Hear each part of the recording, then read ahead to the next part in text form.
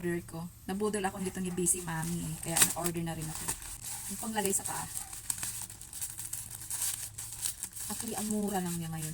Dati kasi, last year, nakikita ko sa mga kasamahan ko. So, nakikigamit ako. Maganda man siya sa paa.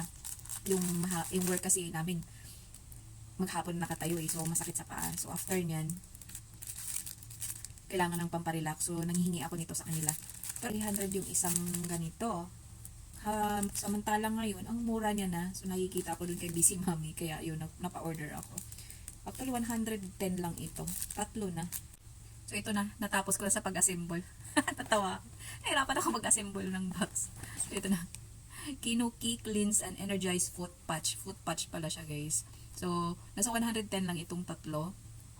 Sa isang pack, meron na itong 10 peraso. So, 30 pieces na for 110 pesos.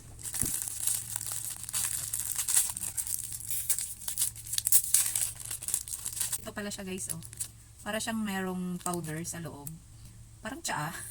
Alam niyo yung ano ng tsaa, pero manipis lang. Tapos, lalagyan lang ng adhesive dito. At ito yung nakaano sa paa.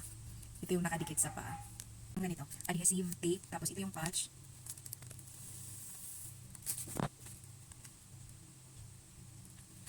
Idikit mo to dito.